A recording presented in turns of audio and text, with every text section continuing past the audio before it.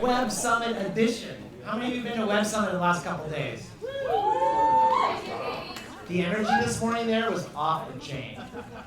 You guys know that I'm very critical of government and mainstream hype and a lot of things as it relates to funding around AI and NBC and the stuff, but man, today was awesome and I really can see their vision. It brought a lot of interesting people into our world.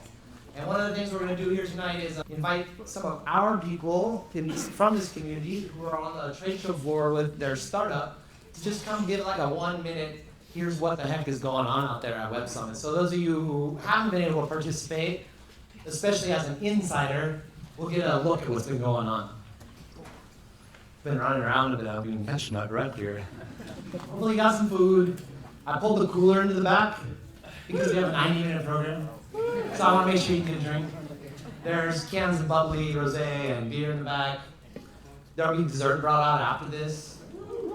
At 10 o'clock when I kick you out with what seemed like an abrupt moment, they keep the planetarium with telescopes open until midnight, and they have an astronomer they pay until midnight to show us the stars.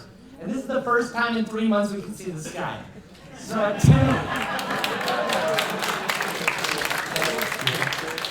10:05 you'll find me in the observatory hanging out with the astronomer. I like to start this off by getting everyone on the same page by inviting my friend Gabriel George from the Tsleil-Waututh Nation to welcome us onto this land and just open up with whatever he feels like. It's often a song and some words, but it's been a real pleasure to get to know Gabe and his family through the process of putting these things on. Really happy for all the things you're going through right now, that you can be here tonight and stuff, and I'll let you talk first, and I might say a couple of things about you at the end. Gabriel George Sr.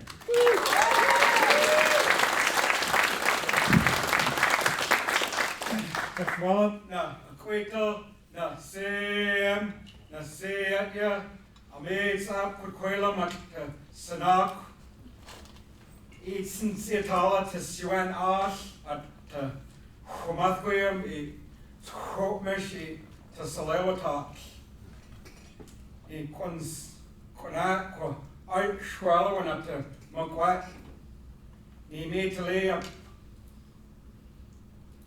Tamach ishwa atmets na apweaka. Ishwas Tetzel namens Ashton ishwa atmets to Konkonita Mas. Nikwas Hayats Ashton kana Shwatlakwa. I'm part of the Tsleil-Waututh Nation, but I have ancestry. I'm registered in Tsleil-Waututh. Have a number there. The reserve I live on has a number as well. The village that I live in is called Sathnas, which is in North Vancouver. It means the bay at the base of a mountain. And I'm registered there as to Tsleil-Waututh, but I have Chumethwiam ancestry. I have Chokmish ancestry. And I'm here today to celebrate this evening with my good friend Chris and all of you good people. My great-grandmother lived here, and when the Khonitim came here and forced our Kwalmuk people, our indigenous people out of here, they put their stuff on barges, made them leave this village. She went back to where I live now, with what's known in English as the Burrard Inlet Indian Reserve number 3. And so that's some of the history that happened here prior to first contact. Even 20 years before or more, my people were devastated. We went from like 10 to 12,000 people down to a few dozen people through diseases that came from Europe through the indigenous populations by way of Mexico in those areas. And so in my family, we've suffered a lot of loss, a lot of death, a lot of abuse. My father attended residential school. My grandfather attended residential school. And there's a lot of suffering. And when I have this chance, I try to talk a little bit about that. I didn't grow up hearing Halkomelem. I didn't hear any of that. And even now, Halkomelem languages from Langley down to Tawasin over to where we are in Tsleil-Waututh and all those villages in between, that's probably about 10,000 Coast Salish people. There's only about 4 of us that speak it, and there are no fluent speakers. And so we're still rebuilding ourselves. We're still getting stronger. We're returning a lot of things. My relatives from Squamish, their reserve is here, and they're doing those developments. They're building prosperity for their future. And I'm here today just to share a little bit. I didn't know much about AI, to be honest. And I think it was maybe a few months back, or longer actually. I think Chris was persistent with me. He was bugging me for a while before I came. I don't know if bugging is the right word, but he was persistent.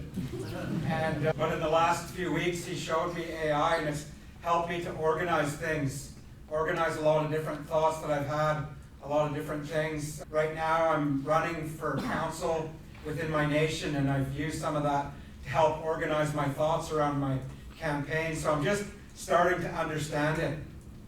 And the way that our Indigenous people do anything, like I have a background in education, I went to the master's level, but I also learned from my elders, and I put a lot more value in that because they had a way of being that goes back thousands of years and helped them to endure and survive many things. And so I put high value in that. I'm the director of our Treaty Lands and Resources Department, as it says here, which oversees our rights and title. In Canada, people are required to consult Indigenous people on their lands, people that have not ceded or sold their lands. And not many of our Coast Salish people have done that. And so we have over 600 proponents, active files that we deal with, everything from environmental protection to protection of our intangible cultural heritage to archaeological remains and on. So it's work that I value and treasure, but in navigating that, I always lean back to our old people's way of thinking, to the teachings, the history, the laws, the Indigenous laws that I learned, and it's always guided me in a good way. And so that's my message here today as well, and there's a lot of ethics, and there's a lot of, and also the idea that it's important we connect to one another. And so I think it's important in any work that we do that we have that sense of community, that sense of family, and that we do things in an ethical way and in a sound way, in a good way. And I think that although it can be challenging for Indigenous people, for people that carry knowledge, I think it's good to seek those people out in the work that you do and bring those views into your work, into what you're doing, into the things that you organize. Chris was joking that I could go for an hour if I wanted, but I'm not going to. I'll stop there. I feel like I could keep talking, but I want to sing this song of Thanksgiving. Oh, Lord.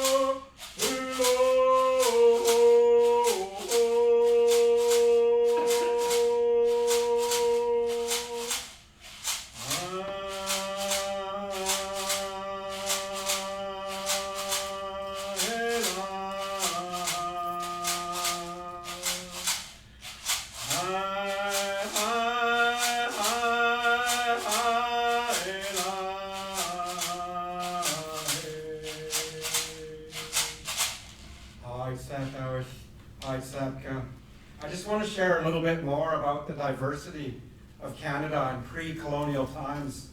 There was about 52 Indigenous languages, probably more really, because some of them aren't recognized even today.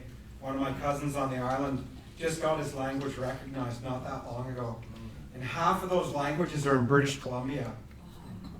And so very diverse, different systems of economy, systems of praying, systems of government, systems of medicine, on and on.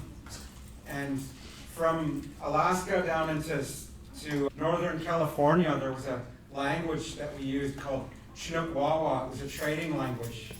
And so that was like our immediate market.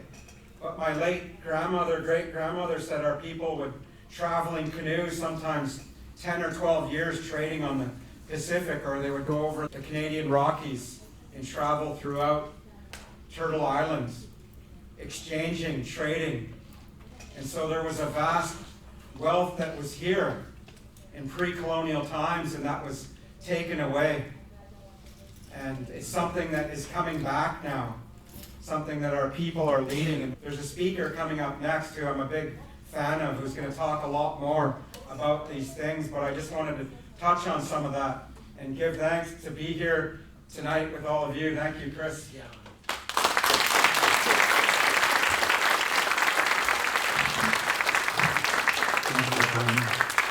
Gabriel is a very humble and strong poet warrior. He didn't tell you, but he's running for his nation's council. He's been nominated before. We decided now is the time. But that's when he reached out to me and was like, this AI stuff you keep talking about, I think there might be something there as this thing I'm going through. So he invited me to come over and to sit with him. We've been making a bunch of recordings and stuff. And as those of you who've been through my courses or checked me out, I'm all about trying to make AIs that think like us and sound like us and embody us and do the work that we need done and stuff. And so we've been recording some stuff. We've been transcribing using AI. We've been building a Notion knowledge base. We built a custom GPT that kind of writes and thinks like him, and we've been using it. On Monday night or Tuesday night, you had the youth question and answer all candidates meeting, and we spent a lot of time asking them questions to the thing, updating our scripts, and just like thinking about what you really have to say, and changing the AI's perspective on it. We changed the 6 pillars from pillars to house posts and all sorts of interesting things. So thanks, man, for inviting me in to do this work with you. It feels so good, and I hope it all goes great for you. And yeah, man, thanks for sharing your ride. It's awesome.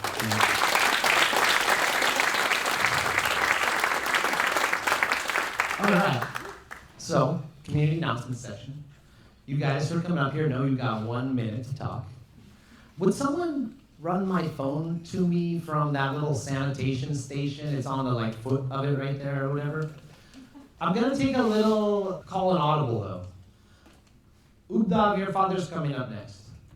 One of the cool things about Web Summit is it gives us, thank you sir, it gives us this good excuse to bring all ourselves together and to really put out the welcome wagon, right? And so our good buddy Ubdav, who's a part of this community, invited his father over. And his father is a CEO of a $500 million Indian shoe company that makes these AI-powered sensor shoes that connect via Bluetooth to your phone. And so he runs an R&D lab for products and sensors around AI. Please come here, sir. I picked him up the other day at the airport, and we've had him in meetings since then. And I know you've felt more strong other times, but I appreciate you being here. I want you to go next because I want you to take some rest. It's been such a pleasure hanging out with you and with your son, and you're just welcome to take 5 minutes, tell people who you are, what you're about, and why you're here. Thank you very much. Thank you very much. Actually, something about this particular thing. Chris, I'm really grateful to you. You made my life so comfortable in the last 2 days. And let me tell you about it. When I landed from India, it was a 17-hour flight, another 3 hours, and 3 hours prior to that. This entire thing was made so comfortable when you were waiting for me at the airport. You took me out for the breakfast, and I can tell you one thing. I am telling you. That was the most delicious thing I've ever eaten. Yes! I can assure you that. And this transcends the boundary of our nations. That's the feeling I had always. That I always felt Earth is one. There's nothing like nations and all. That's how it is. So I'm actually here to tell you something about a thought, which says, as you're wearing a shoe, it's got a sole, and there is a soul here. So I connect soul to soul. That's what I'm thinking about it. We might be manufacturing world's bestest high-tech footwears. We have in-bed massagers and all kind of gimmicks you can think of. Your cousin come to you, you say you want to go to Costco and you do not know how to go. You just fade it into it and tell her or him to go away. And they just reach out there, okay? Or you are a biker, you are on a bike, you want to go in the countryside, you put out the GPS locations and the thing goes and takes you off. So these are all the things, but now I'm not here to talk about the tech. It's things beyond that. It's about empathy and emotions which are contributing out of the products. I tell you about one incident. I was sitting in my office, my state head comes in. He says, see, we are doing something really remarkable, come along with us to tier 2, tier 3 places. Frankly, in India, they are very dusty and not very comfortable to be there. So I was trying to resist it, but he was like pushing on me, very bad. So I had to relent. As I had to go with him. Now we are passing off. It's around 8:39 in the night, and it's all forest area. Big boards out there stating that please stay safe, drive safe. You have big elephants out here. You might be having tigers also here. It's like this. So I was like, what is this? Where you brought me out? Now the vehicle stops on the main road. It's pitch dark all around. So I asked them, what is this? Say, see there, around 150 meters from here, in the pasture, you see a 5-story building? I said, yeah. And when I saw it, it was illuminating, fully decorated like anything. Then I was made to walk through that grassland. As I reached there were 15, 17 members of the family standing out there, greeting me. As I go inside, I was shocked. It was one of the most beautiful stores they had built on their own, and every article placed so spick and span.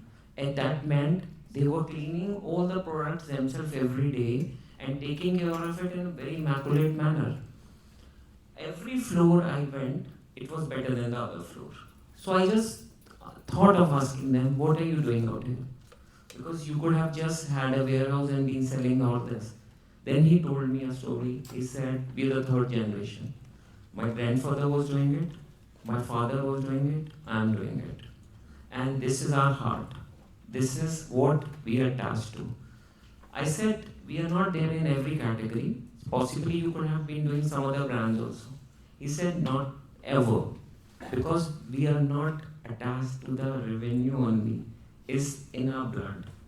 And even if at any time, if I think of doing it, my 14, 15 members of the family will never ever know. I was like, what is this? In the world of profit, what are they trying to do? It was supposed to be that I had to return the same in the morning, early morning. But then I was shocked. I said, no, I want to see what is happening in the rest of the places. So I said, take me to the retailer who are directly linked to this distributor. In the morning, they took me to one of the retailer. I was there. They told me to stand at the counter and see what is happening. The first customer comes in. He says, I want this. He says, okay, take this. He says, do you have anything more? He puts up one more and says, this belongs to this brand. Why are you even thinking about it? He says, perfectly okay. Within 1.5 minutes, he goes away. In next 1 hour, this thing keeps on repeating 11 or 12 times. Then I asked this guy, what is this? This guy tells me that this brand is in their head, in their body, and this contributes to their life. Through this experience, I understood that whatever we talk about revenue, of course revenue is important, but that connectivity in every sphere of life is very important. When you do things, you might, like in my company, we have got solar power generation. We do all kind of water harvesting. We are doing We in fact using coffee waste in our stores. Okay, so we pick it from the different points and do it. We don't throw garbage. Plastic has a lot of waste. We actually utilize it, recycle it and utilize it. But whatever connectivity we have with our people, like the barometer of success in my company would be something like that if I have 5,000 people, then within few years we should have 10,000. This is our barometer of success rather than talking only about the revenue thing. So I'm really grateful to you for giving me this chance, because this empathy and this community building system is what we are also taking care of out there. We are also taking care in terms of our employees and definitely making sure that every part of their build-up is doing. Even we have all kind of people like ENY, PwC, KPMG and Deloitte on board, but that is only to generate energy among our people rather than doing anything else. And beside that, we have a thought process that every member should be contributing. So if, and for God's sake, any member expires in a family, then any kith and kin would be given a job in that manner. We make sure something like that happens.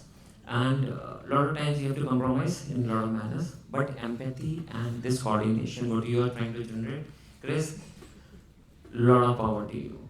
Please take care of it. Thank you very much.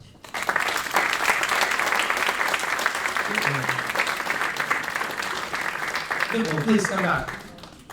Please come back for 1 second. I just want to say, this man's name is Vipul Kansal. His company is called Ianta, and his R&D lab is called Impacto. And so, like yesterday we met with Misty West, Lee Christie, who's like pretty much the head of AI hardware type packing in Vancouver in terms of like commercial company. And they really got down to business. Lee could immediately see what was going on and the opportunities and stuff. And so if you're into putting sensors and stuff, and you need to manufacture them at a scale beyond the 3D printer DIY prototype, if you actually have some success and want them to go into production, talk to Lubuff. This kid's amazing. And this is where he comes from. And I really am thankful that you're here. Thank you, sir.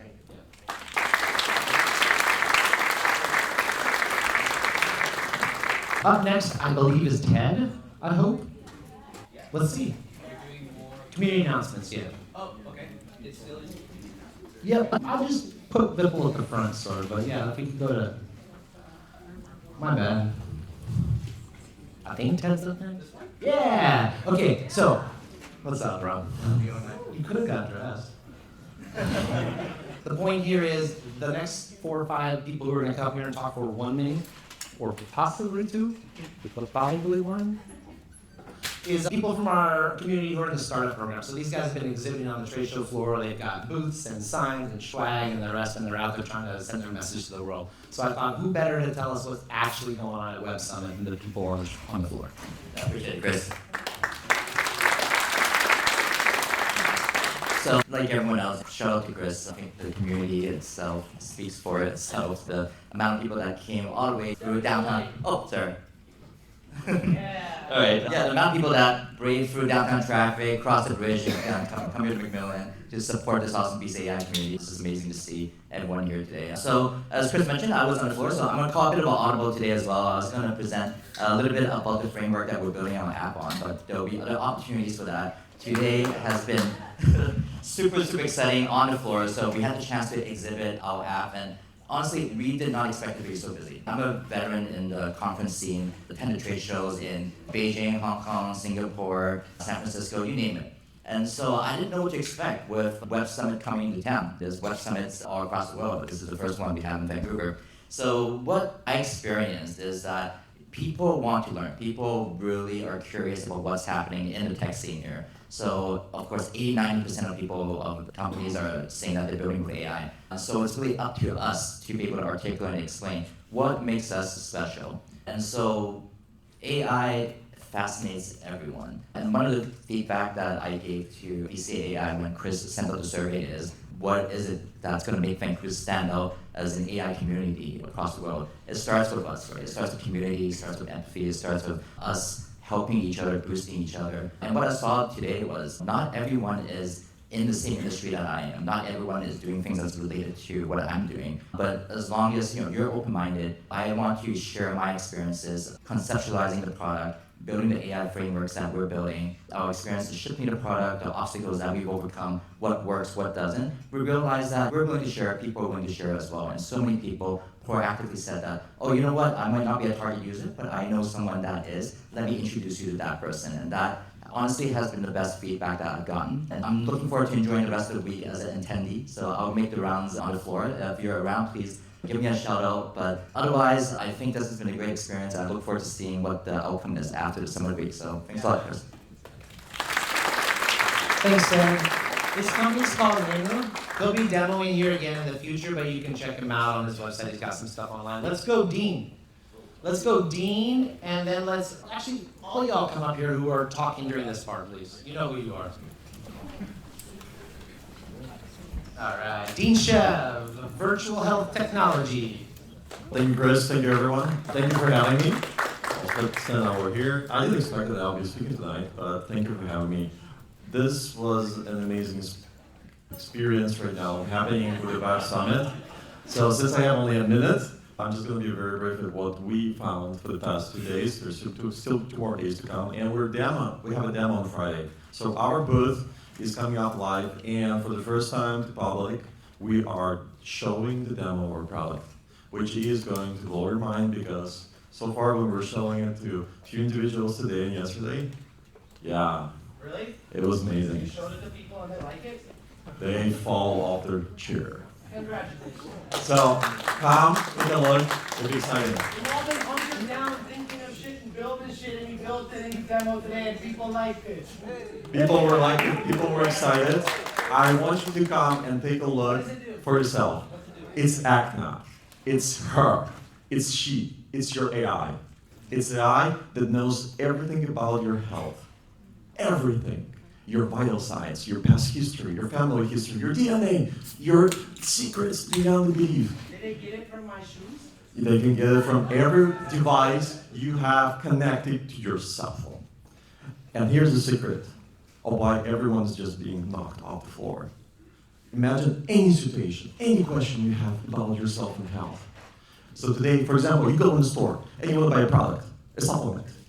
And you say, oh, should they have this supplement? And then what Agnes says? No.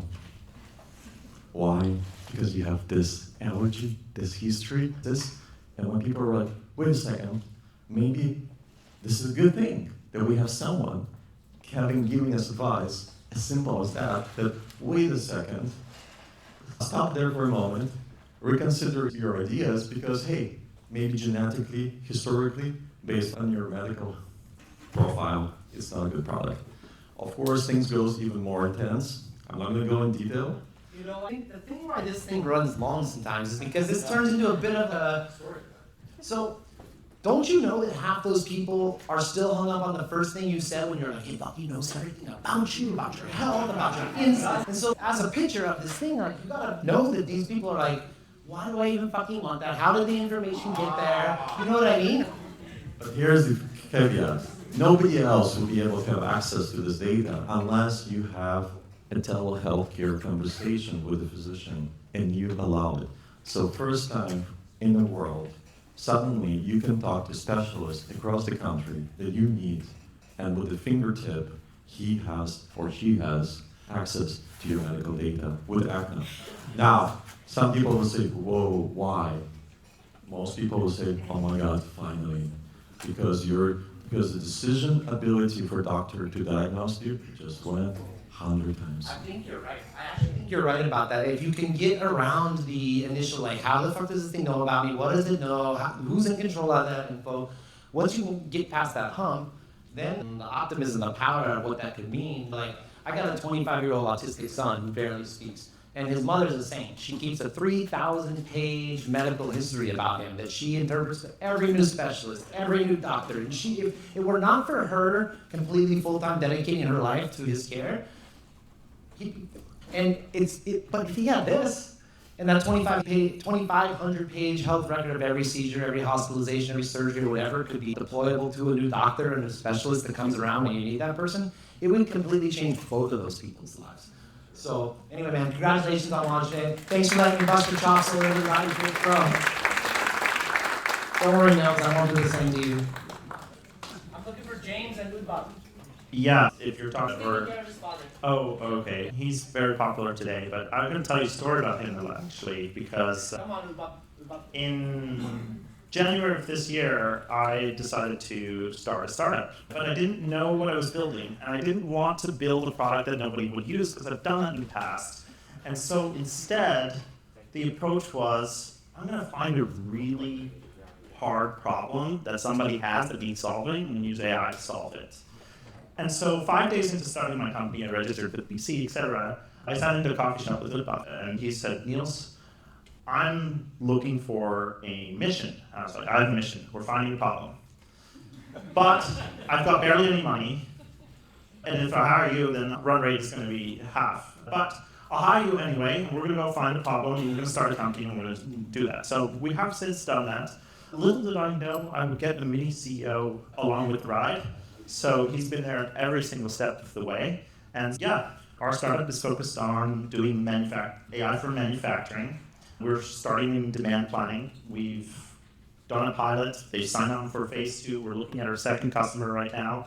Manufacturing, they are struggling with lots of problems. The big thing is in Canada, we're actually one of the lowest productivity GDP per employee in manufacturing in the G7. Half the productivity of the manufacturers in the US. So when we're talking about the scale of the problem, there's so much to be done in operations in terms of efficiency, in terms of being able to produce products better, quicker, and Canada has all the resources. So our company is really focused on enabling that here in Canada. I've been with Niels, and it's been an amazing journey there. This guy works super hard day and night, from 3 a.m. to 3 a.m., 24 hours. And that's how we get our pilots delivered in 6 weeks, which take bigger consultancies 3 years. That's that part of it. And it's with AI and with the automations, I think I'll take another perspective at it. Right now, we all need to integrate it into our lives. Something which Chris and some of us are doing. And I'll give you a quick hack. So I have this plot device on my hand. It's recording everything I'm saying and everything you guys are saying to me. But this goes directly into my database, which could be anything. It's in Motion database right now. It segregates information as on different bases. And so eventually I have an entire database of proprietary knowledge that I own. And as a company that we own, manufacturing specific knowledge when we go to our consultations. I think that's something everyone should think on. And Patrick is somebody who's doing great work everywhere, and let's make amazing AI products integrated well into our lives and use it well as a good resource. I just got, thanks guys, thanks a lot. Stay here for a second though. I just got 15 text messages that says next month people who are wearing those devices have to have a different color name tag. So that we all know who's wearing them and who's not. I'm obviously joking, but it's like a very popular product. PLAUD fits right with my whole methodology around AI, which is create personal knowledge bases from your head and your heart by speaking those words into the world. Never sit down in front of a dumb AI that you haven't fed this kind of shit to, that knows what you care about, who you are, what you think about, and stuff like that. And through these devices, we can create these knowledge bases and stuff. And so they're really badass. I want to give this guy one more shout out. In the last month, due to the thriving, emergent nature of this community, I've registered a nonprofit and started the BC AI Industry Association. And we'll talk about that. Thank you. My life's busy, and Udbab's been very helpful along the way in many ways, and I really appreciate your support and stuff. You've gone above and beyond that. And it's a smart kid. I'm so happy he's found a great home with you. Thanks for bringing your father around. He got a lot, man. Thanks, guys. James McKenzie. I have to come here for a second. You guys remember when James didn't show up the month after he got married? This is the James that got married in Florida in January, and Brittany and I went down to his wedding, so congratulations, bro. Thank you. Yeah. Do you mind if I take 30 seconds to talk about community? I know I have 1 minute, but... You can use your minute however you like. I know because, okay, so I feel very similar to you, Dean. I am also working with Darren. He was supposed to pitch. I was told, I think 4 hours ago maybe, that I was pitching. Can we please talk about community? Okay, awesome. Okay, I came to this event the first event, it was, I think I was in December, I had just met Chris a little while before, this was a while ago, and I said to Chris, I've noticed you post like a whole bunch of events, 1 month after 1 month after 1 month, they're a recurring thing. Are they worth going to? What's the deal? And he said to me, they're worth going to, James. And I said, okay, sounds good. I will, I pulled out my phone. And Chris pulled out his phone too, and I thought that was kind of the end of the discussion. I had purchased a ticket, and he just turned over to me and said, here's your discount code. I said, sorry, but I already bought the ticket. You said it was good. I want to be there. And the experience I got coming to that, it was a different venue, but it felt kind of the same. To me, the first experience, it was the blue lights, the purple lights, the everything. I walked in, and I felt like I had walked out of Vancouver and into San Francisco. And that's how I felt. That's really how I felt at the time. But actually, I was wrong. Totally wrong. Entirely and completely wrong. Because I didn't walk out of Vancouver into San Francisco, because I walked out of what I thought Vancouver was into what Vancouver could be. Yeah, man.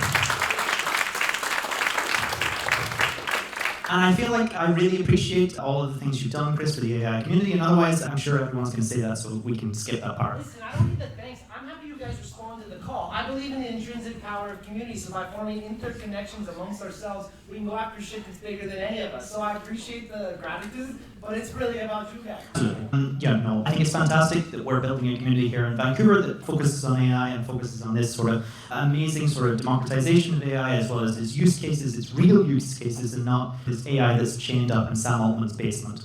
But, sorry.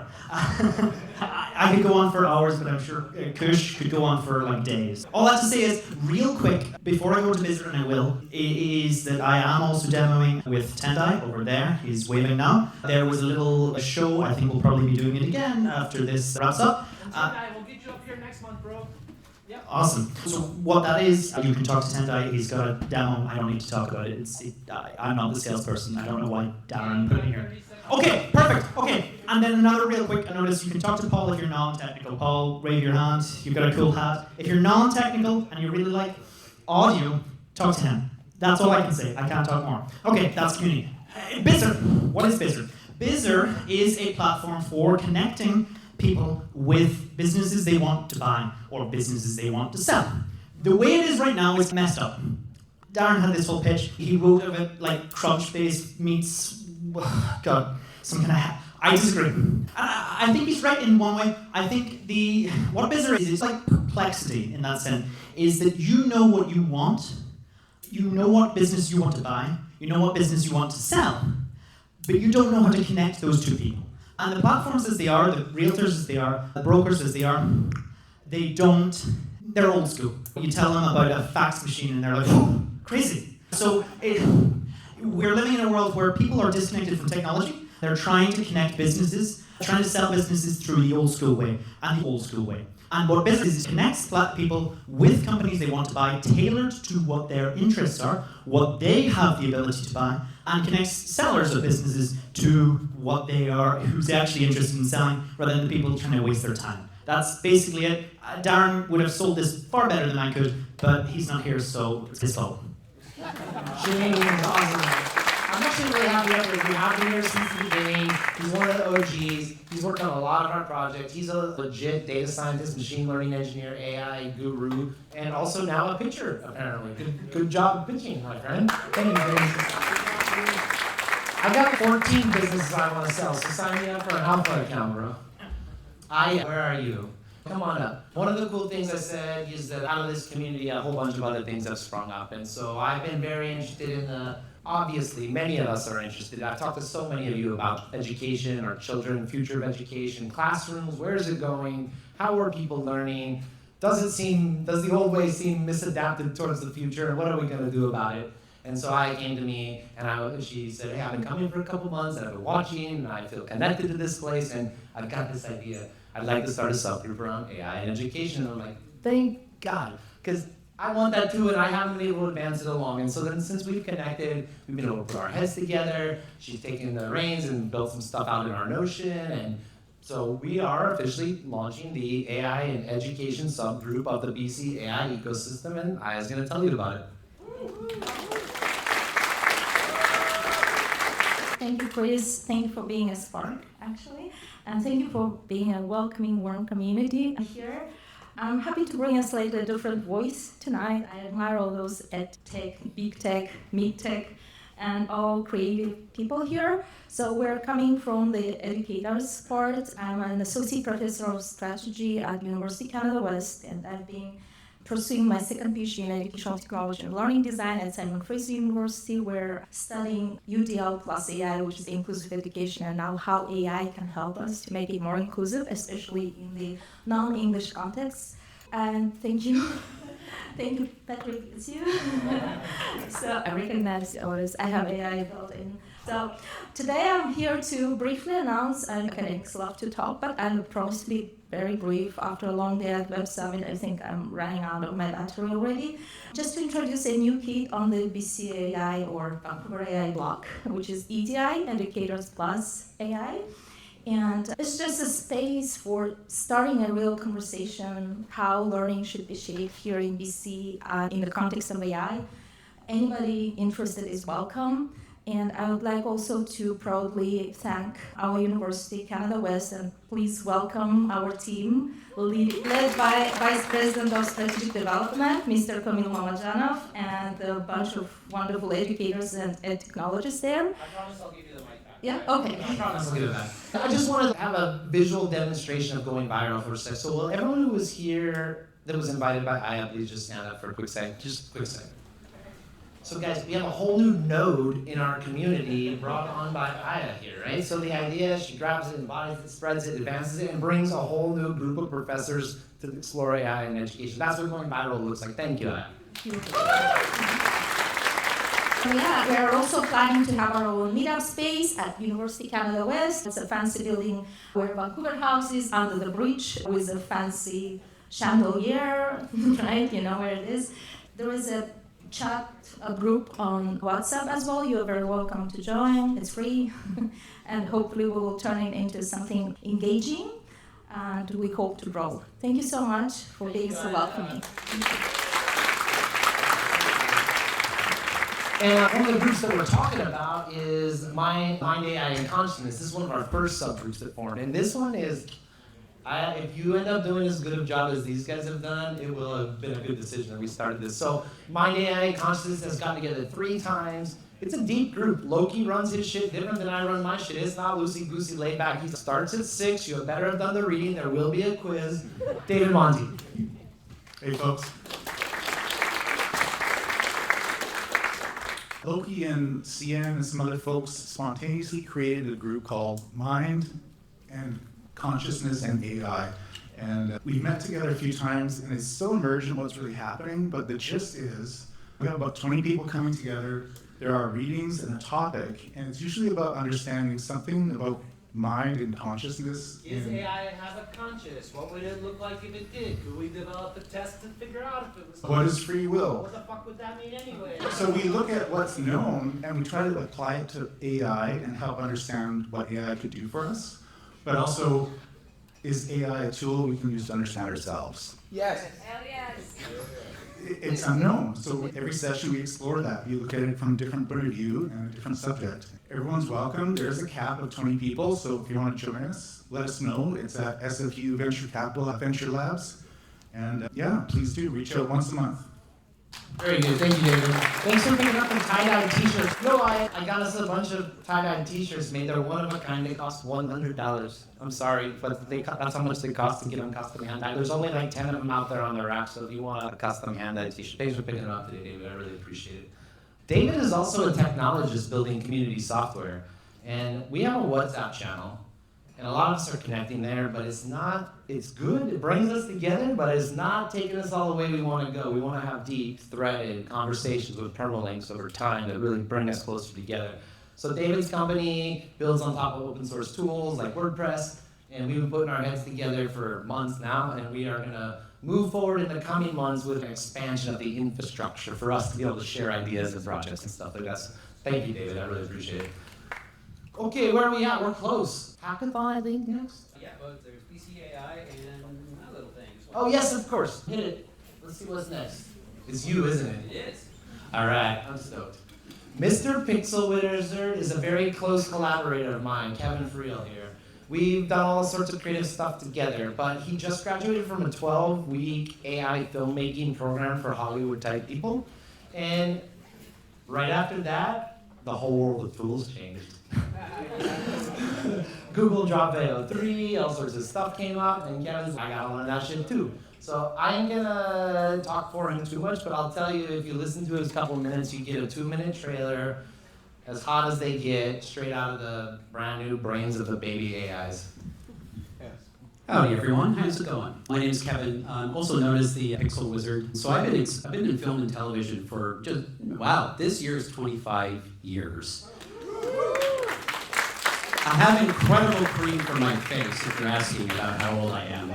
Not just my face. So I've been experimenting with the latest and greatest AI tools over the past year and a half. And as Chris mentioned, I just came out of a pretty elite 12-week program of how to get in with Comfy UI, playing around with some of the latest materials, how to run your own models locally, how to create your own workflows in storytelling narratives in the most efficient way possible using what's there. And I was literally one of 12 to 15 folks from around the world, a lot of really big names in the video AI space on LinkedIn right now. And we've all floated each other up. It's been an incredible ride. That is almost all bunk ever since Google VO3 came out. Just about. There's a lot of principles that are still involved. So what I decided to do was get a sneaky little VPN connection to the US and get into VO3, try it out, and this is what I've got cooking at the moment. Good evening. In all my years as an anchor, your anchor, I never thought this story would arrive. Tonight, we stand at the threshold of a new chapter in human history, one that, until now, lived only in whispers, shadows, and speculation. Last night, in a televised address watched by billions, the President of the United States confirmed what many long believed. Oh my God. Oh my God. We are not alone. I know this is totally fucked, but please frame up the guest camera one. The governments of the world have known, and the cover-up is over. Tonight, history is not just being made, it's sitting right beside us. For the first time ever, a being from beyond Earth has agreed to appear live and speak with humanity. Stay with us. The interview with the visitor begins right now.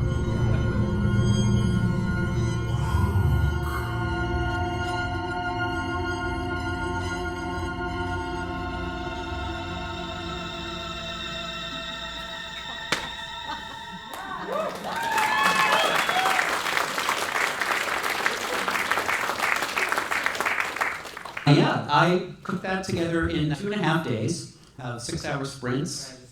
Yeah. It's maybe funny. In the past, you would have had to like go find an alien, hire the alien, negotiate with the alien. But now, with the power of AI, you can skip all those steps. It's true. If you thought union rates were bad, try and hire a union alien. It is out of this world. I'm so sorry for that joke. You can punch me later. It's true. Chris will fight you. So yeah, that's, as I mentioned, 2.5 days, 6-hour sprints. VO3 is incredible. Most of those generations were within 1 to 4 generations before it really hit the mark. I used a custom GPT that's fine-tuned to VO3 prompting to help me get my prompts into the field. That really helped considerably, although I've got a lot of prompting juice now from that course as well. The last 3 shots in there in the newsroom studio, VO3 is not very good at consistency at the moment. So what I had to do was take It's a different alien in every shot that it produces. in a different set and a different newscaster, like everything. So what I had to do was use actually Runway, their new multi-reference tool. I took stills from what I generated in VO3 of my newscaster, my news set, and my alien when I was happy with them, and I ran them through Runway to give me stills that were incredibly coherent through it, and I could prompt different shots out of that. And then take those and bring them over to Kling, actually, to animate those, because it is very much still the high water mark for image to video workflows at the moment. And also, the other marvel of VO3 as well is that it gives you audio at the same time as your video generations. That newscaster prompt was one generation, and I was so in love with that performance, I wanted that voice again, but I couldn't get it to repeat. So what I did was I went to 11 Labs. There we go. I trained it on the 8 seconds that I had. It likes 10, so I repeated it twice. Trained it on that voice, and then I did a performance because I've done a little bit of newscasting education in my day. Pretended to be a newscaster for a hot second and did a voice-to-voice performance, and it sounds pretty coherent, right? Yeah, it's really cool to get to play with these sandboxes and these new tools and to really spitball these ideas in ways that I never would have had access to, especially for $200, which is what my VO subscription was for this month. So thanks for the platform to show this off, Chris, and I'm really grateful for y'all. Thank you. I appreciate the gratitude, but you built half this stage with me, Kevin. We're in it together, bro. Thank you, man. You don't have to thank me for coming into your own house, dude. Question from the audience. Yes, sir. How long would that take and how much would it have cost without AI? Oh, okay. Bro, sets and crews and lights and... If I did it indie styles, and I know a lot of visual effects artists, I actually worked on Doom Part 1, so I got a lot of top caliber that are near and dear friends of mine. It's probably $100K if I was doing it on the cheap, and probably about 3 months. And if we gave your full price time for the last few days, including all your software, we're talking 10K versus 100K. Yeah, exactly. Yeah, it's pretty killer. Kevin's leading a 2-week AI video and audio Hollywood quality AI generation class that's coming up in a month or two or something like that. But if you wanted Kevin's knowledge, he's got a way for you to tap into it. Okay, is there anyone who I've already spoken to who's expecting to speak that will feel overlooked if I move on to the next section that I've forgotten about? Shout it out. Schwartzman? Sir. Yeah, come on, bro. One of the spin-off groups, I called Mac the OG, Mind AI and Consciousness, but it might be Surrey AI. Matthew came to Kevin and I, and he was like, we love what's going on there. But the vibes changed a little bit when it went from your studio to here, and that it's like a more formal program with a stage, and he really liked to like everyone just hang out in a circle vibes. And also, it's far, bro. I can't always make it there by the certain time, and I want to bring this to my community. So I was like, I don't know, and Kevin's like, yeah, let's go, let's do it. And so he's held 3 events in Surrey now. His family's gotten involved. Riv is here somewhere. Hi, I'm just broken today. Yeah, Riv. I told you months ago to help but not push it. I'm doing fine.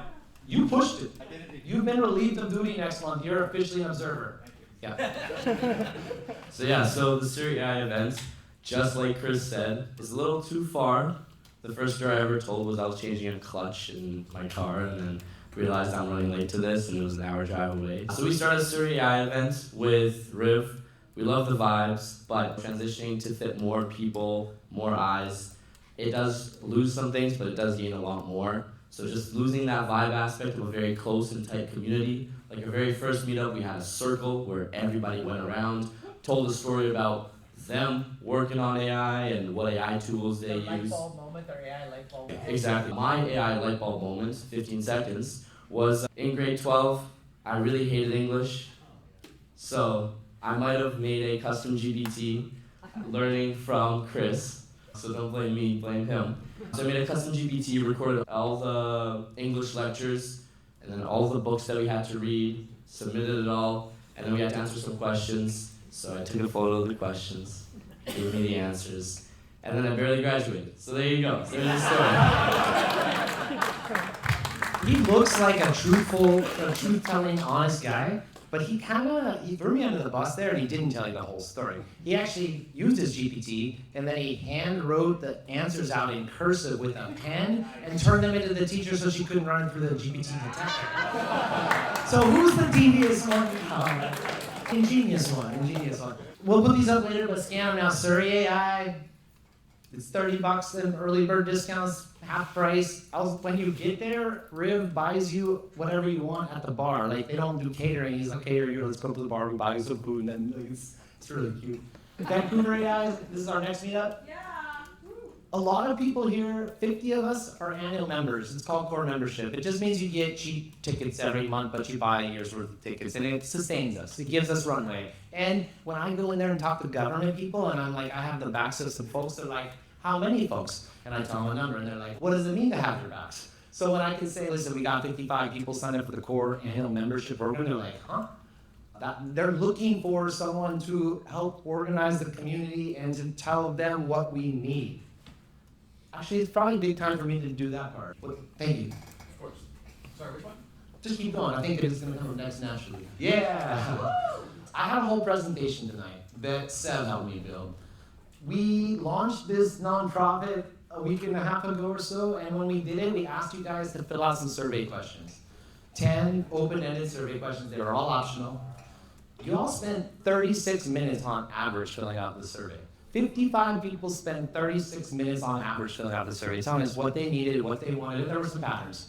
And I'm not, even though I promised I was going to present the data back to you guys tonight, I'm not going to. It's done. I'm sorry, Sev. I will give you 30 seconds to say what's in there if you want. I do want you to talk, but we're not going to do that tonight because we don't have time. But thank you for responding. We've learned some stuff I'll share with you. We built the website so you can go dig through the data. Sev won the data storytelling hackathon that we're about to tell you about here. And we used his championship techniques to analyze your survey data, make some sense of it, put some visualizations around it. And I promise, I'll share it with you soon. Just, it would take me 10 minutes and you don't want that. In the back is a cooler, if you'd like to refresh your beverage. We're going to thank our sponsors. Dimitri Sportsman can't be here tonight. He's Matthew's father. He's Eliza's father, who I don't see here. But he's a real estate agent who's tinkering with AI, a big supporter of ours. Also, I want to thank Sengev Law Firm. Elon Sengev and Ron Sengev are two lawyers with a specialization in the AI and crypto space. They give us money every month to keep the lights on. And then we got Sons of Vancouver, a distillery in North Van, who gives us 6 bottles of vodka every month that we turn into a bunch of Cosmos for you guys.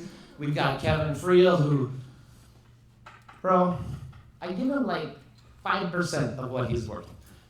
Legitimately. And thank you, bro. Thank you for showing up. Thanks for being stoked. I had so much fun with you at Web Summit yesterday, making video blogs and stuff. I can't wait to see what we filmed at the Orpheum yesterday, and we're both so excited. We made some hot shit. Michelle Diamond can't be here, but she's one of the best photographers I know. Happy to have her as a sponsor. Victor, we did a podcast with you yesterday. I can't wait to share it with the world. This guy does documentary community spotlights with many of you. We've released about 10 of them, and we have 2 in the can. Penfather, we're about to drop soon. Philippe Pasquet from the School of Interactive Arts and Technology, his documentary is about to drop soon. I appreciate you, man. Mark Bussey, just let's back one quick set. Mark Bussey, Meta Creation Lab, and one of the bottoms of my company, I teach AI courses and stuff for creative professionals and other folks.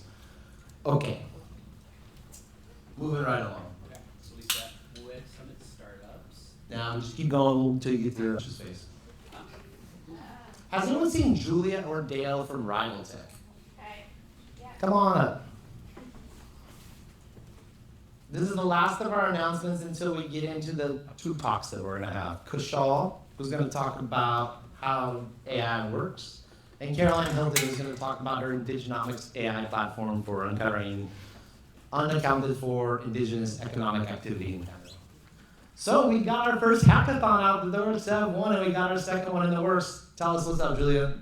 Hi everyone. So if you weren't at the last couple of meetups, my company, Rival Technologies, is not my company, I work there. We're sponsoring a data hackathon. So Rival is a market research platform company. We use a lot of AI to tell the story of data in our platform, and we're looking for new ways to do that. My boss, our CEO, the founder of Rival, is good friends with Chris as well, Andrew Reed. He's decided to sponsor this hackathon. We're doing 4 rounds. We've done one already. Seth, who I think is here, won the last one. Really nice getting to know him and some of the other. Yes, we're giving away $2,500 per round, so we're on round 2 now. We're essentially looking for people to come up with ways to creatively tell the story of data. So round 1 was a warm-up. Round 2 is a little bit more intense. We did a survey with 1,000 respondents from the Angus Reid Forum, asking them all about Canadian identity. It was, I think, quite timely with the election and things going on with the US, and all of that, and we asked Canadians all about their opinions on what identity means to them, what they hope for the future of Canada, those kinds of questions. It's a pretty interesting data set, and I think once you get your hands on it, if you're interested, you're going to find there's some polarizing opinions in there. There's definitely a wide range of people from the political spectrum, but that's what you get when you reach out to the public, of course. And it's, I think we're going to see some really interesting stuff. Right? First one was really cool, and there are some great projects. So I'm super stoked to see what comes out of this next one. And yeah, in a month we'll be awarding the next prize. And I believe the deadline to submit June 11th or June 11th, yeah. And then we'll be announcing the winner at the meetup in a month. Thank you. Anything else? Yes, but not right now. Yeah, Seb will hit you up, and it's on our website. It's on vancouver.bc-ai.net, which you can hit me up for later. I did want to say one thing. What was it? It was about the data, and it was about. So I was pretty naive, thinking that we could just reach out to like Joe Canadian and ask them about like the future of what it meant to be Canadian at a time when Trump's trying to make us the 51st state, and we're having all these elections. And I was definitely naive. We got back a variety of pretty spicy responses. And this starts, one of the values that I get from this community is I haven't always done this before. I don't know how to release a data set into a group of people to do a hackathon like this, right? I didn't even know what my legal obligations were as it related to this data set because there was hate speech in there. And I came to learn that I probably could have been charged for the dissemination of hate speech, but I would have had a good defense, as argued in 2012 by a university in Toronto about their dissemination of some research or whatever. And that's led me and Kush and Brittany and Julia into this meta-level discussion about what do we release? What do we take responsibility for? Should we censor any data? Praj, I think about you a lot of times, man. Like, you're a 16-year-old hacker who I want to be in this thing. Do I want to subject you to some weird dude's hate speech as a table stakes for you being able to participate in this hackathon? And I chose no, I don't want to, or whatever, right? And so we eliminated 3 responses, I believe, from the whole 1,000-person data set. Kush has maybe convinced me that I shouldn't have done that, and I think that's also valid. But I just want to say that the ability to explore these higher level philosophical things around data and AI and stuff has been really enriching for me, and so I'm getting a lot out of this too, and I thank you guys for that. Check out the data, participate. Andrew took us out for a very expensive dinner. All the people who submitted a project and had their thing shortlisted, he took us out for a really fancy dinner. So even if you don't win, there's perks. Download the data at least and throw it into GPT and be like, what the fuck is in here anyway? And when that answer comes back, see if you're inspired to take the next step. So that's where we're at. Okay, let's take a breath. If you want a drink there in the back. Kushal is coming up here to give a talk about how he thinks about AI. A lot of us think we know what AI is. We even talk about it as a person or a thing, but it's this whole series of processes and stuff. And so, Kushal, I welcome you up here with your laptop to take 10 minutes and blow our minds about AI and what's really going on with next token prediction and what's going on under the hood, bro. Good evening.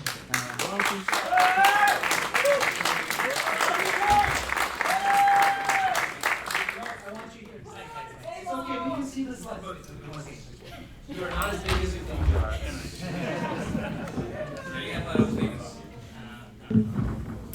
If you close my minutes. Open source steering animals. I didn't name myself right away. Hey, by the way, since I have time. First debate of the evening. This is not me. This is Chris's fuckery with AI. That's not me. It's mostly you. That is not my hair. Kind of. Honestly, beyond my hair, the shoes and all that. I don't see any shoes. Those are not my shoes. These are my shoes. Lights? Yeah.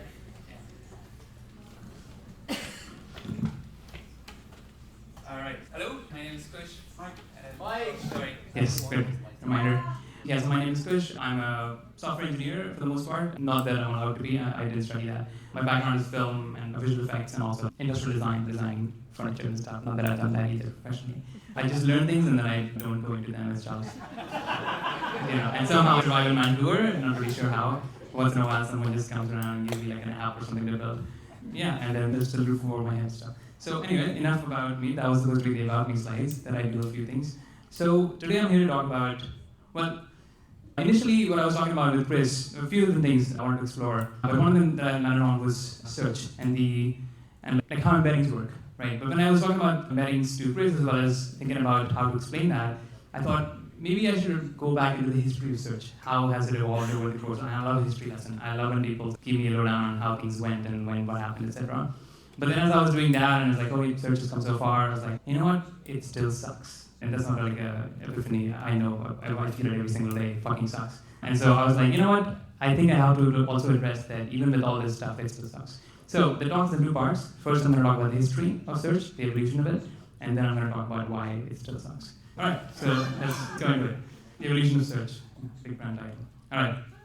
Initially, let's say let's say we have this data set, right? We have this data set of around 35 movies.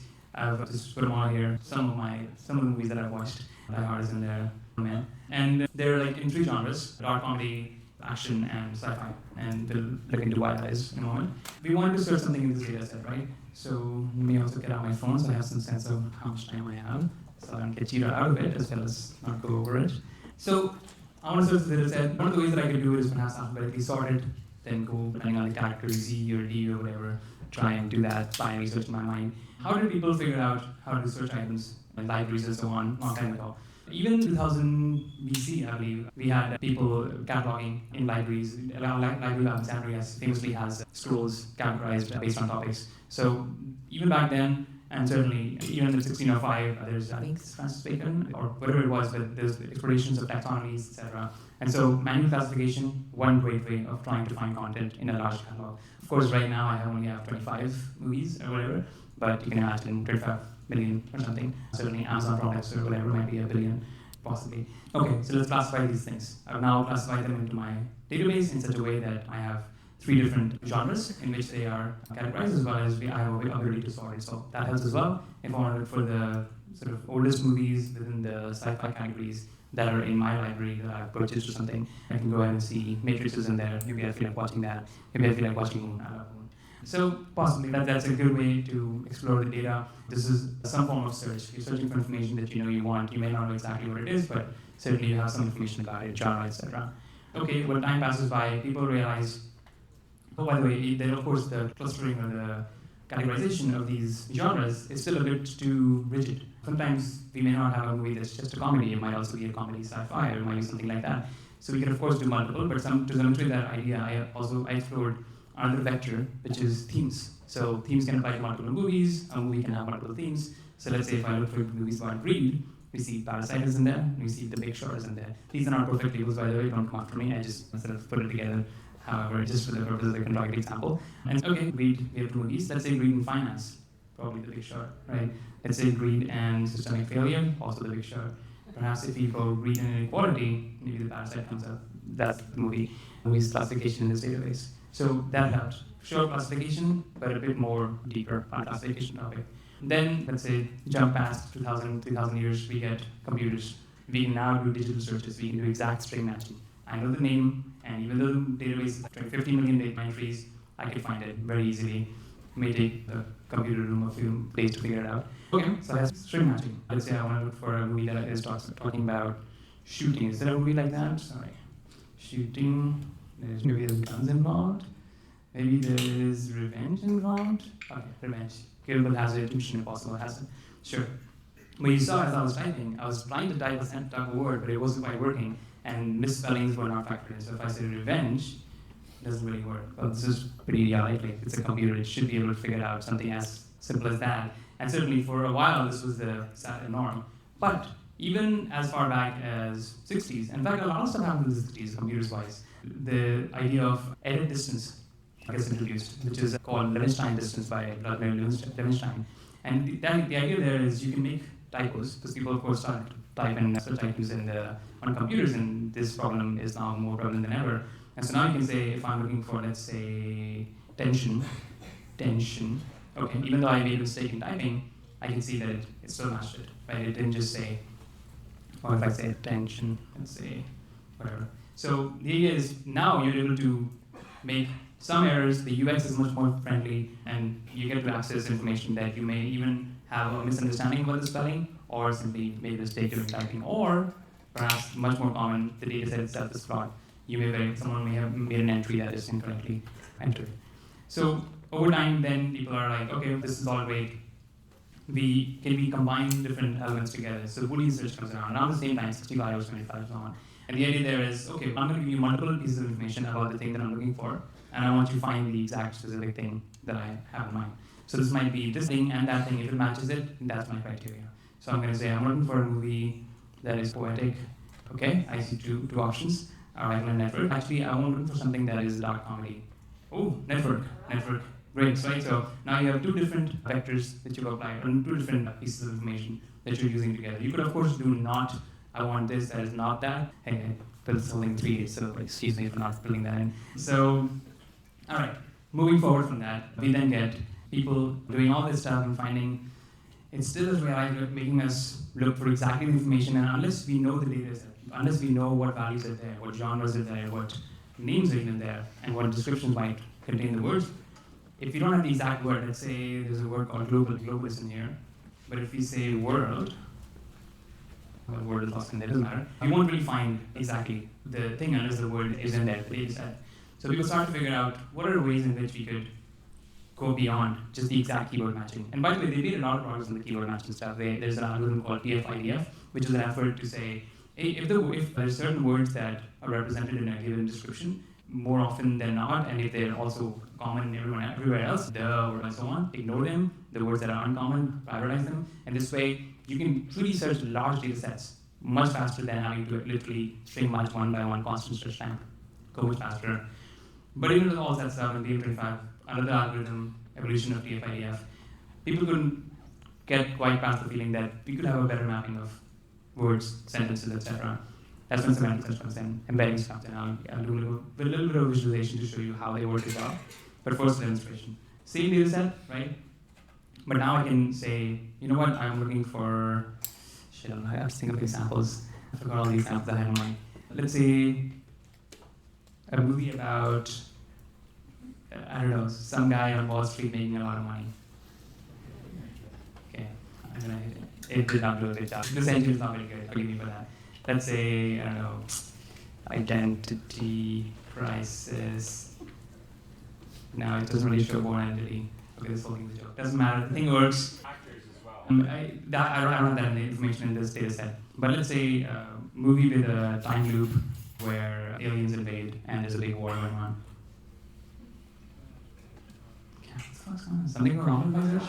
It doesn't matter, something must certainly have gone wrong because it wasn't this bad before.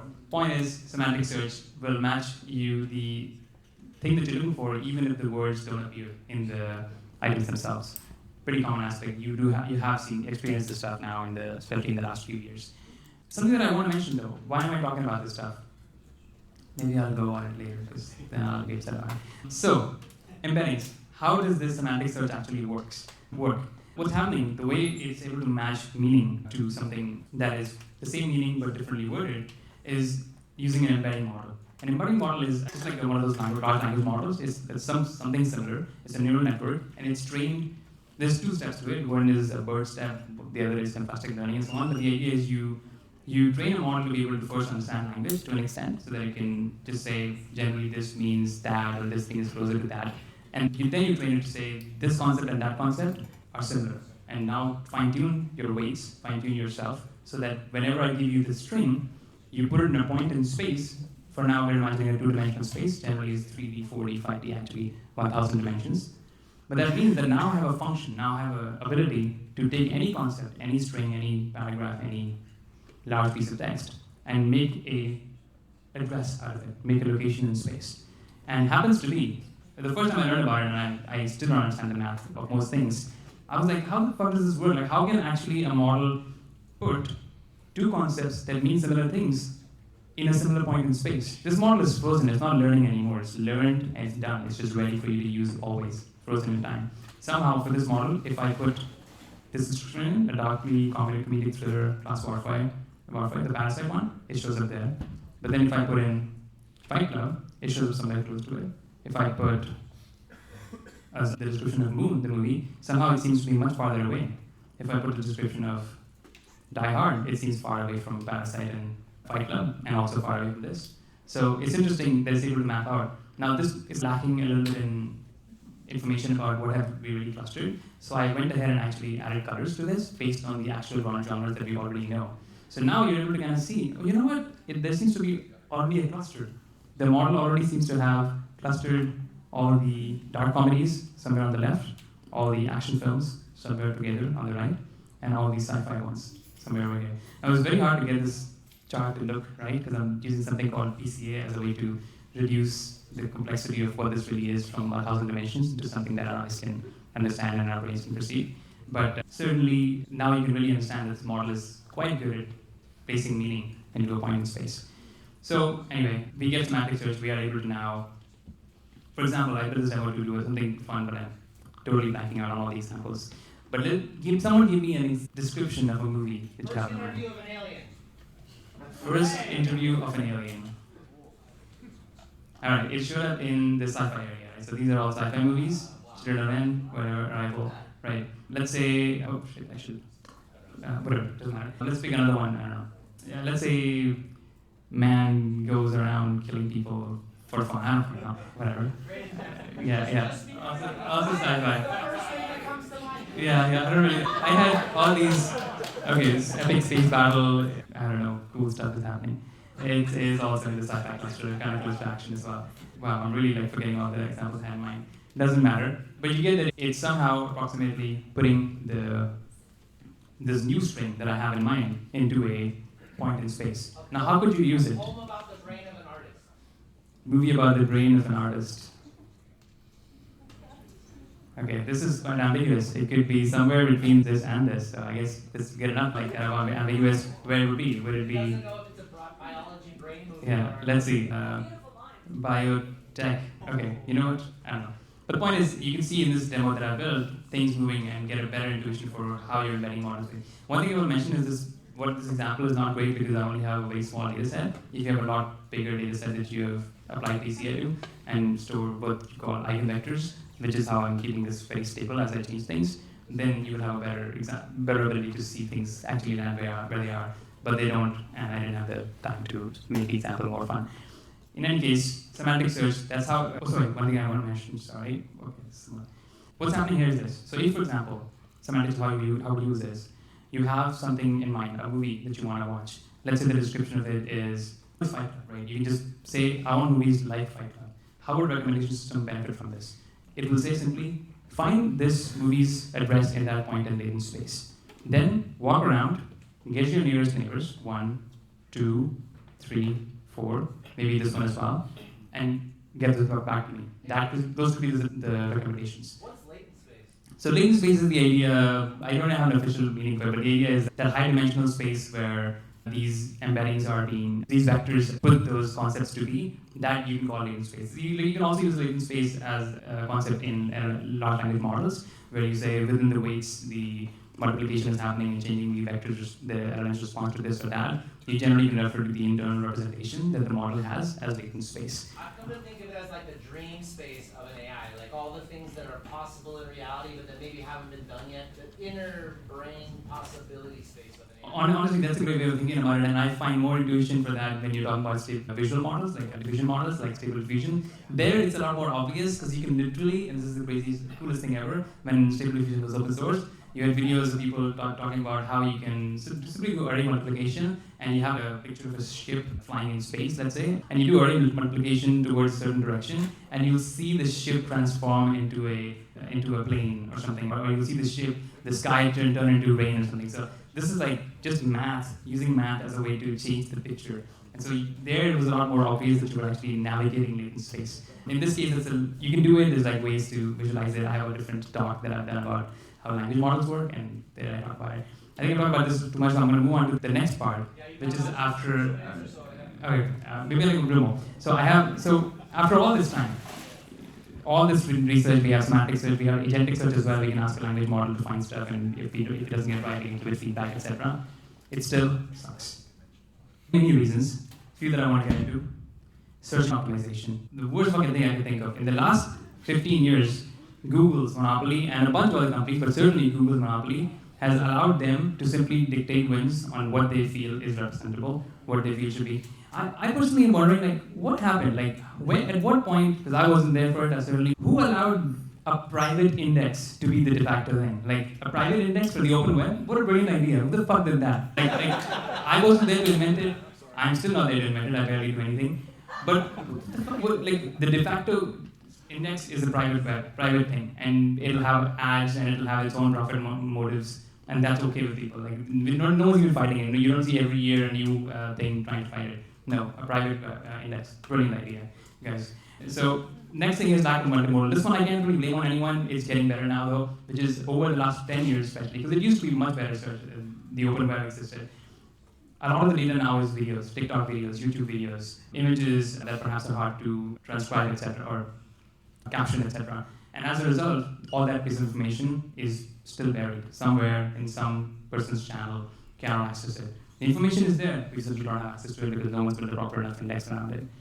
Next thing, this one really pisses me off, is open communities have gone to shit because of policies that these private companies that somehow ran these supposedly open public spheres have chosen to do. For example, Reddit, which pretty much everyone can generally in the last 15 years have assumed it's like a public sphere. You go there, you share knowledge, you learn. Did anyone ever think when you were using Reddit, oh, this feels really nice to make another $1 for the CEO of Reddit? No, you were thinking like, I really love this topic, I'm engaging with the people around this who are also engaged in this, I'm learning from them, I'm going to probably contribute here as opposed to publishing a book about it.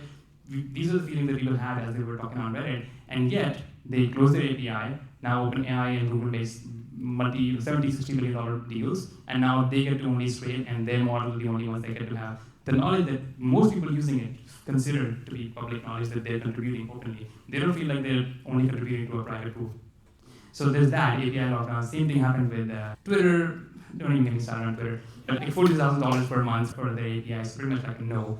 And similarly, the kind of open source open forums, which is like Reddit and so on could be considered that, but also there used to be so many real open forums 20 years ago, and now you have things like Discord, things like Slack, where even open source projects, local Llama, a bunch of different like just communities have Discords now, and Stable Diffusion has a Discord. Like, it's like so you're doing all your conversations on Discord, non-scrapable, non-indexable. People are talking there, and those things just vanish. So this means that people are still willing in this current moment to contribute openly, to share the things that they care about, to share knowledge, to answer people's questions.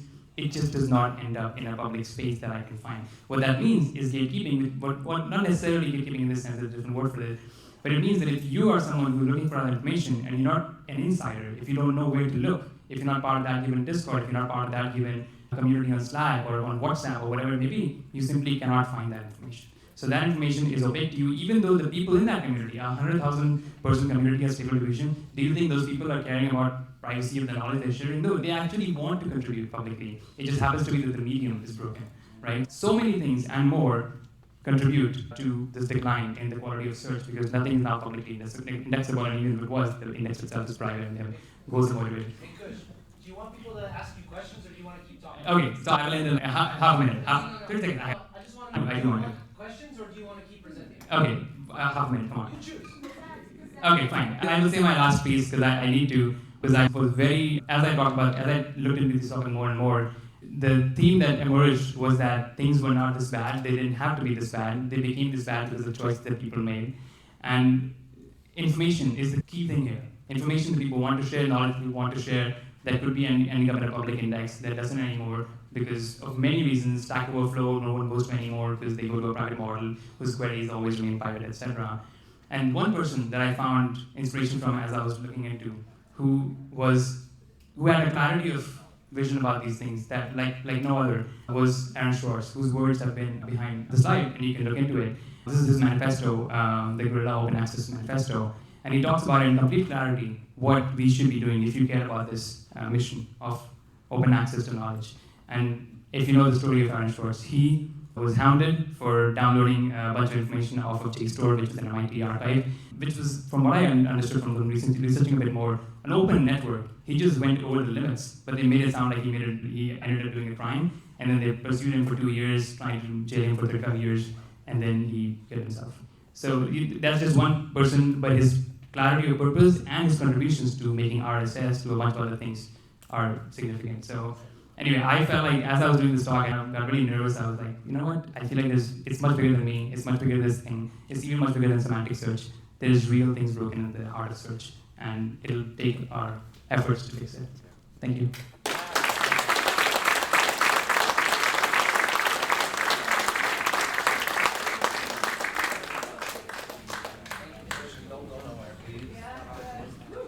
Hang out for a few. Come on, turn on the lights are off. Can you turn off the audience lights and on the stage lights, please? You think you know so much, man. You're like, yo, turn off the stage lights. I want it to be really dark so people can really see my stuff. And I don't want to stand here because I don't want to stand in front of that one dot that I want them to really see. You gotta trust me a little bit, bro. You gave 3 minutes of question and answer to say that things about Aaron Schwartz. And I'm a fucking Aaron Schwartz supporter, so I appreciate it. Like, we gotta land this shit together, man. What's the main thing you wanted to share with people, man? Initially, I wanted to talk about, honestly, agentic or semantic search, something that I didn't even get to. But as I went deeper into the topic, I realized, like, much more important, at least to this audience, talking about how things work, which is cool, you'll be curious enough and find it, and you can just bug me or do any kind of forum online. The more important thing was to just remind people of the reality of where we are right now, which is everything is getting more and more closed, and unless we actively participate in the communities that we build being more open, the software that we build having different values, etc., we will continue to go down this road. It's not like you don't just get it for free. It's like the price of. That's my first question is, you do get it for free, and that's how they made the public web a private index, is they gave us a lot of fucking utility for free. They gave us Gmail, Gcal, Google Drive, all these things, right? And we slurp that shit up. And then we end up with a private company owning the index of the whole public internet. So for all of us like normals, how do you square that circle, man? That's how they ended up where they're at. We all still want Gmail, Gcal, Google Drive, all that kind of shit. So how do we balance that equation? We can't all run those things on our own servers at home. The ultimate question is, like, what are the alternatives? And if you're willing to put the care in, put the effort into actually create the alternative, right? It's not like I created a social network that's open source and Kush made his own Photoshop. I make stuff and then I can use in a very hacky, shady way, and if I can make it useful enough, then I can share with people, and that's my approach, but certainly I'm not solving the problem. So I do think that there is this philosophy that I adopted a while ago now, which is that generally I have this character thing that if I can fix it, I'm not going to complain about it. A long time ago, I changed that completely. It doesn't matter if I can't fix it. If I see it wrong, I gotta do it. And so I think the solution to that. I'm an anarchist, and they tell me that I'm wrong because I don't have the solution to what comes next, and I'm like, I don't need to have the solution. My job is to say this is fucked, burn it down, and then you guys' job is to find the solution. So go ahead and keep critiquing the stuff. And I try in a little bit of trying to educate, be like, here's how you could try and build a system, but I certainly am not the kind of person who wants to get some VC money, fuck around, and make another thing that again ends up being a purchased private bought thing. And I certainly don't have the resources to get a big farm together to produce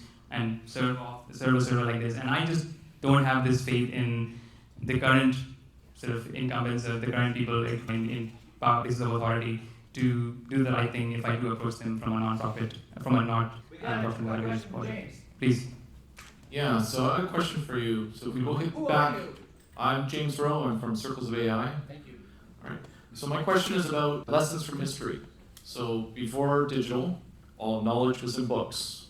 Books were traditionally controlled by elites, but eventually the governments opened up libraries, and that knowledge was made publicly available. Are there lessons to be drawn from this?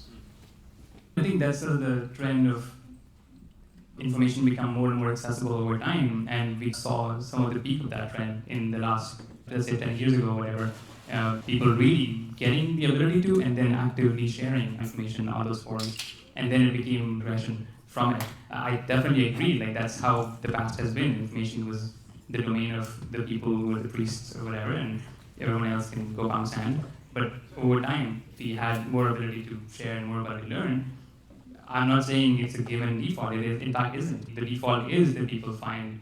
Actually, the default is not that people find that they want to keep things private. The default is that people in power find that they like power and so they keep it. I don't find the general person to want to actually attain more power. This is not really a trend. One of the things that came up for me around the lockdown APIs Reddit thing is it really sucks if you're contributing to what you think is one type of community and then lock it all down and you can't access it anymore. That's fucking cheating, right? Think about it. Does anyone really ever truly think when they're on Reddit that, oh, like actually this is not public. Like there's 3 people who are going to read this It's comment. not public, but you're contributing to their proprietary data set goldmine and they're going to exploit the fuck out of it. Like you're actually enriching them. It's not just that you lost access to yourself here, your own self. That was exactly the last thing that I skipped, which is the closed source AI. That's why I keep going on about it, because I don't find that open source or closed source things in AI same as in software.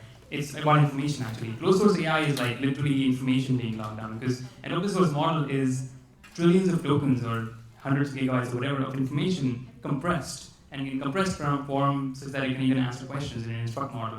That is massively useful. Imagine, so all the information that now ChatGPT gets because of all the people going to that model, or Anthropic gets because people are going to that model as opposed to Stack Overflow, was the same people who were using Stack Overflow before. So it's not like the field of software engineering disappeared, it's that the entire information was now going into a hole. Same as Reddit, people are still using it actively. There's not, I know plenty of communities that strike and they went dark and so on, but plenty of people are still using it like it's still a thing, and that information will never see light of day in an open source model, and it'll just be in a closed model. And then people wonder, how come closed source company are frontier? Yeah, they definitely have, it's because of smart scientists.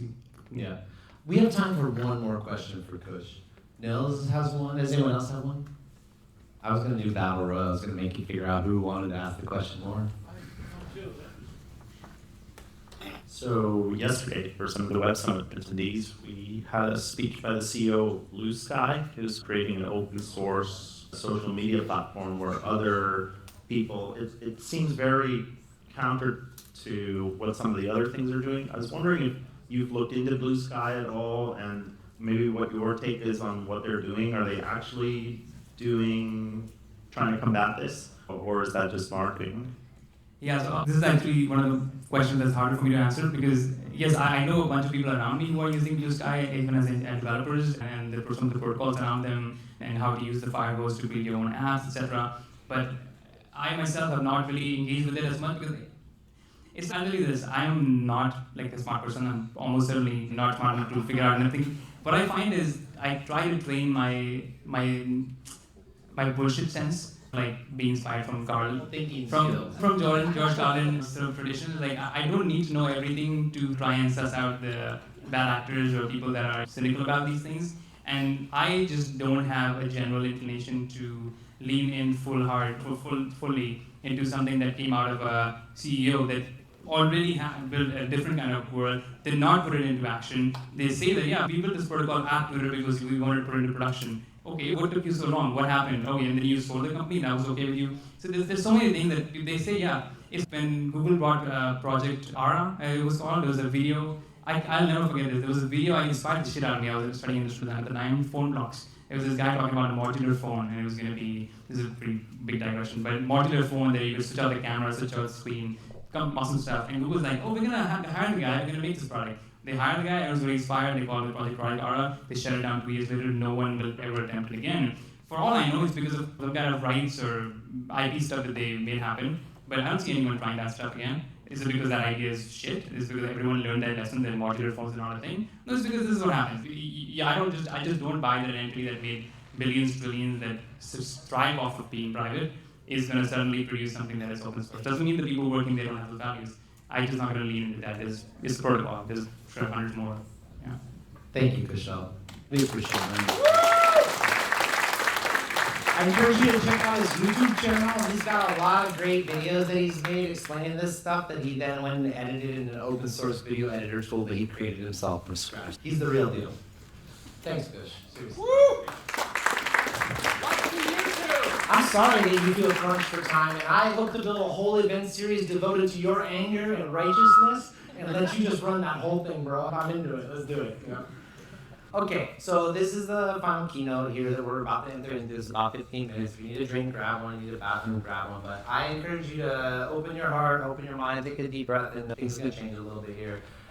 Caroline Hilton is up next from the Indigenomics Institute and the Global Center of Indigenomics. It's a place that I am happy to get to spend my time working sometimes and collaborate with her. But truly, she inspired me in lots of ways, and I'm very happy that she gets to come here tonight. Caroline's taught me a lot about ceremony and ritual and doing that first as a way of bringing people together. And so when Gabriel tonight was talking and sharing his song and stuff, I felt like that's a lot of the things that you brought into my world, is the ability to understand what that means better, and as a white settler ally, and you're going to start to better understand how I can bring that into this and really make it a center of what we do around here. Carol Ann and I have been on an AI journey the last year and a half together. She has developed some amazing tools. She has brought her whole team along with her on the journey, and they are an Indigenous technology AI-first organization. And I'm excited to invite you up tonight to share what is ever on your mind and heart, Carolyn.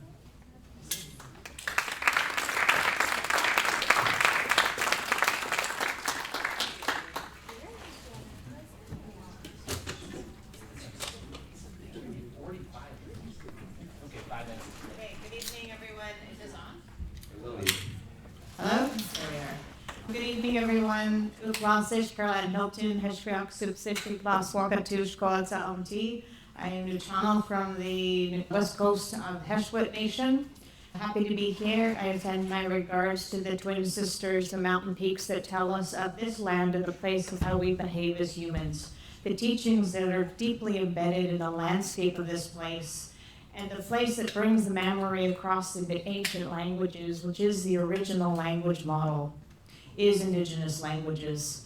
To be able to look at this place and to realize the vibration of the quality of consciousness and the care of how we show up as human beings, that is Indigenomics. It's about economy as ceremony. It's about economy as how we move through the world. It's about how we as human beings learn to interact, of our presence, of our leadership, and our impact across time.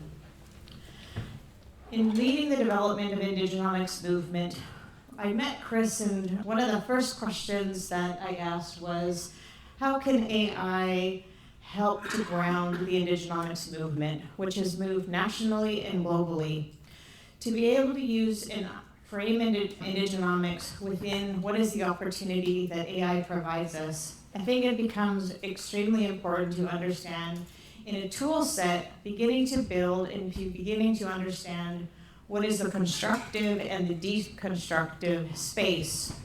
So in looking at this realization of this concept of how do we build an Indigenous-focused AI system, my work is entirely in Indigenous economic design. It's about bringing focus into the evolution of the Indigenous economic relationship. So I wrote this book called The Rise of Indigenous Economic Power. So I did this thing, and I said essentially that the ability of this country to stand in the truth of the Indian Act is a formidable moment that we're in. Because our ability to understand and bring focus to the deconstructive element of economy from the Indigenous perspective and to understand the formative relationship that we're in terms of the rise of Indigenous economic power. We look to the entrance where we drove in, where an Indigenous development changes the entire skyline, to realize that ability and the understanding of what that means and why that's important. In this book, I read the original Indian Act into an AI system and did a series of analysis that in the first one, if the Indian Act was a human, this is what it would sound like. To be able to reduce that to the human thought that forms and shapes and coded the Indigenous reality in this country. To break that down into, if this is one person speaking, you're not allowed to move, you're not allowed to speak, you're not allowed, all of these aspects of this as a person. We ran that through the Global Mental Disorder Manual to realize that this is actually a very sick individual. So AI can bring our attention to an ethical space in an innovative way. This concept of how we embedded AI into the process of how do you grow a global movement. And I think that the first was a series of tools that supported our team to be able to utilize it within the construction of a book of deconstructing Canadian reality of our understanding of the Indian Act.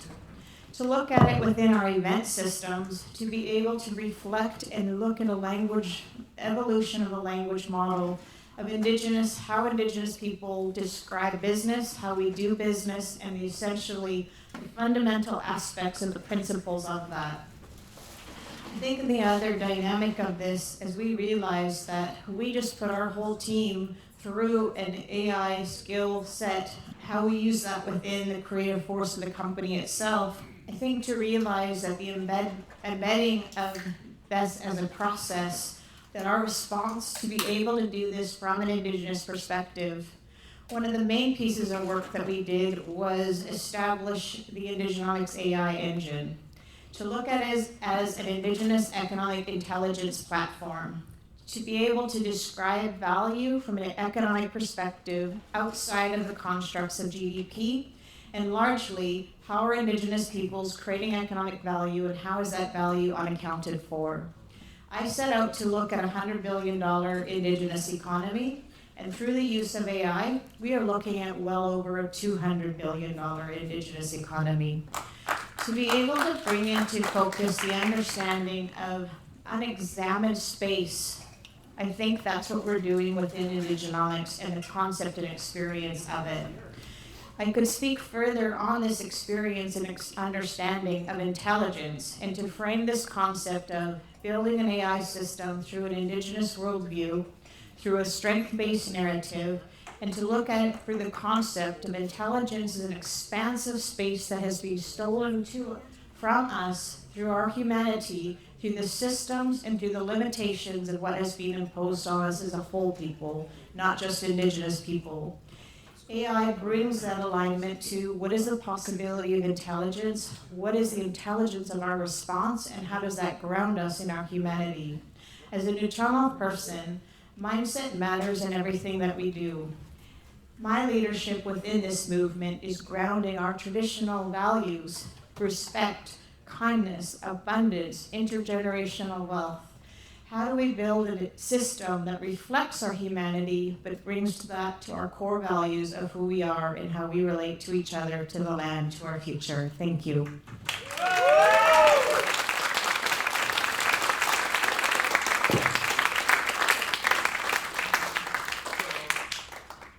For those unfamiliar, the Indian Act is what defines what it means to be an Indigenous person in Canada, more or less legally, like what rights you have, how to operate, and the rest. So you're telling me you put the Indian Act into ChatGPT, and then you took, and you said, personify this, tell me like about the person this Indian Act would be, and then you took that persona and you stuck it into the mental disorder database, and it told you it was fucked? Yep. Tell me more. I have 3 of these books for sale, and I gotta run. All right. One last question. Does anyone have a burning question they need to ask Carolina? I'm gonna hit her a little more. Where are you going anyway? You going to the Frontier Collective thing? Somewhere good. Oh, where are you going next? Caroline Hilton, thank you very much.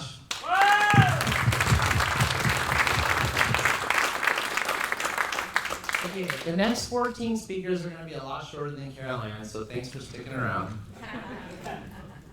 You did it.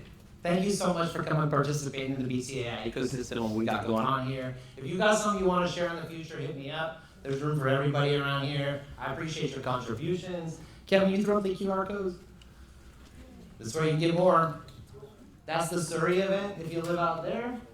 This is our next event here. With my cute Robo Canadian Goose logo.